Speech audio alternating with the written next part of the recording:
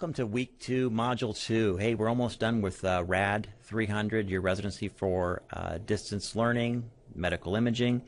And I wanted just to go over a little bit about last week and this week.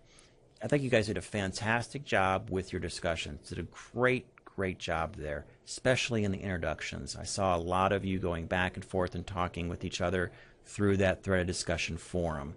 So a great job. I was also very impressed by the depth and variety of folks in your particular group. So again, rely on each other. Your strengths out there, there's a ton of experience and strength out there that I think that will bring a lot to the program as you guys come through over the next few semesters. So very excited about that. Another thing that I noticed in the discussions, one of the discussions that you had was kind of the tell me about your computer system. And we had systems that were kind of all over the board, from Macs to, of course, a lot of PCs in there, and all different types of browsers that people are using. And that is one of the things I want to draw your attention to.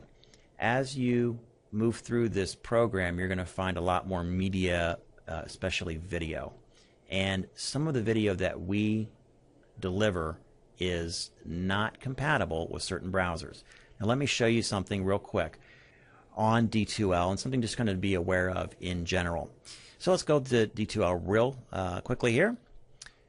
Now you notice that when you first sign on to D2L, you get this thing called the My Home, and this is kind of your larger campus environment. This is where you find your courses at the very bottom. You scroll down, and of course you find your courses down there under the My Courses section.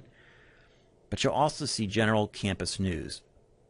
And so take a moment to always read that campus news. It can be very important, especially about system outages or any kind of usually technical issues, major dates for the college. A lot of that will come in this kind of bigger broadcast area. But one of the things that came out a little while ago was recommended browsers.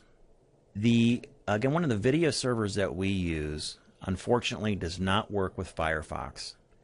There is no workaround at this time, and it's going to be something that probably have to come from Firefox. So right now, you will have to discontinue that. I've always recommend that you have 2 web browsers available anyway. So either pick your 2, Internet Explorer, Google Chrome, or if you're Safari, then you're going to probably pick Chrome as well. So Internet Explorer works fine unless you're using the brand new Windows 8. That one potentially could have some issues. I have been using Windows and the Internet Explorer that came with that and have had no issues. But again, you may want to have Windows 9 or Internet Explorer 9 or Internet Explorer 8 available. Those don't work. 8 is probably pretty rare out there. I think most of you probably would have 9. So you want to have IE9 available, and that will have no problem in working with our video. And then Google Chrome, again, that will work with video, but I'm going to show you one little trick about Chrome in just a second. And then Safari, we've had no issues at all whatsoever with Safari.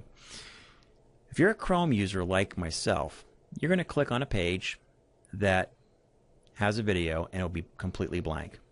And Google Chrome is actually stopping the loading of that video. And you can click on this link to see what to do. Again, this is all in your My Home section here. You can find this information. There is a very subtle little shield icon that will appear in the web browser bar. And then you'll want to click on that and say Load Unsafe Script. At that point, your video will load just perfectly. You'll be able to watch it, no issues at all. But the alert that Chrome gives you is very small. I actually missed it and called our IT department, said, what's going on? Chrome's not working. They said, look for the little shield, and lo and behold, there it was. So again, Chrome should work, no issues, but look for that little shield icon. If your video is not working, Chrome is stopping the loading because it's thinking it potentially could be unsafe.